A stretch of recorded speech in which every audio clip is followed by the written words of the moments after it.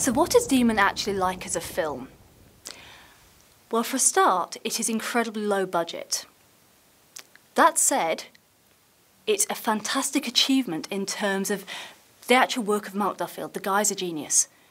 To be able to put together a film with a cast like this, a cinematography that it has, and without closing London down as a city is bloody miraculous, quite frankly.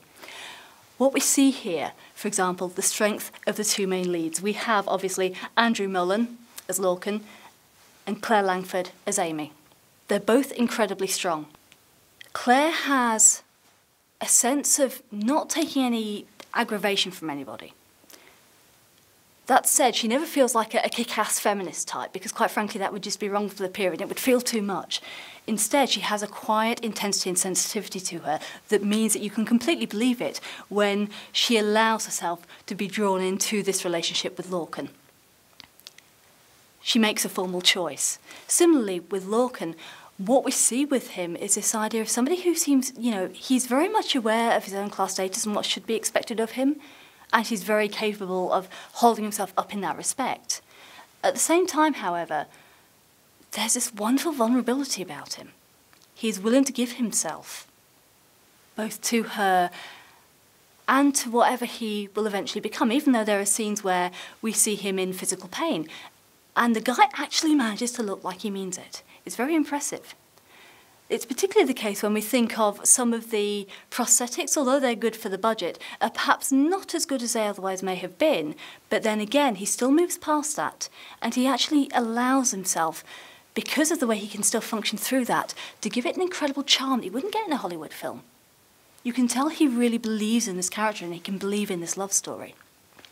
It's one thing that's particularly illustrated when we look at things like the camera work and the cinematography.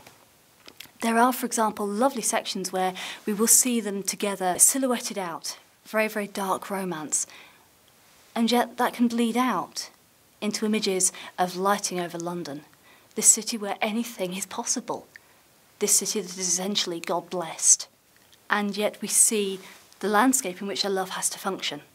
It's pretty amazing considering this was done without shutting down half of London Bridge where it was filmed. Purely very clever camera angles, but one that also gains the mythos that we still live with today.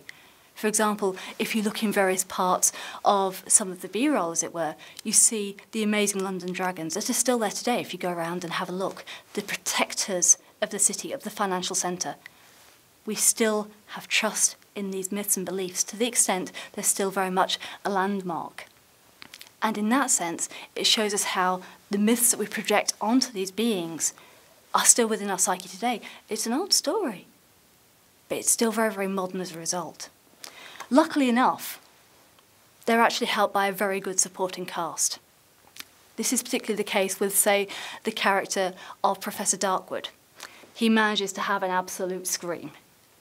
Very eccentric, amazing yellow suit, but he carries it off. Even though it's a very hyperbolic role, he still manages to be believable. And quite frankly, there are professors out there who will act exactly like that because they're teachers, to having to entertain, to having to communicate. And in that sense, you can see how within his social circle, as a teacher and as a medic, he can function and instill in his students the desire to want to go forward and learn and do things that people haven't found before. You don't get that by being a coward. And we can completely believe in this. Another thing that's very, very important for this film is the idea of setting. It's delicious. You can believe in every sequence.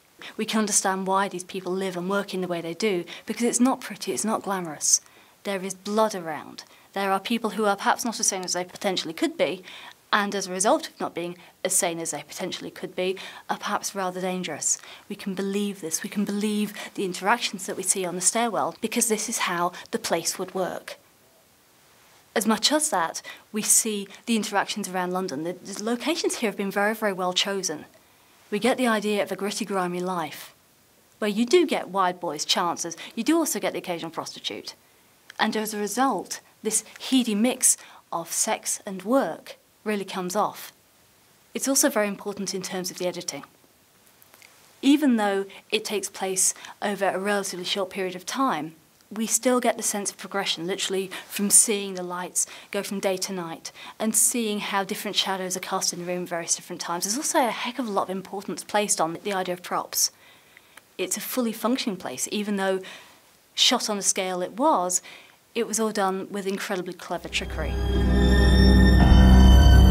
The soundtrack as well, I should say, it's fantastic. It's very, very clever, because what it does, it's very, very multi-layered actually. We find that the two leads have their own personal soundtracks that intermingle.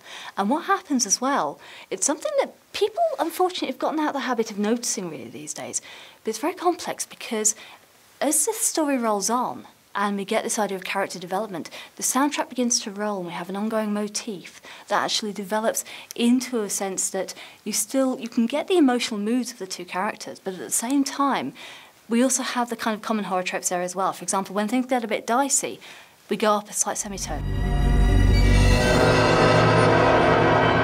So there are still the things you would be used to, but done in a really clever and interesting way. Plus the fact, it's all been done properly on instruments, by a proper composer rather than somebody just tiddling around essentially in their bedroom. As a result, it has a huge amount of heart.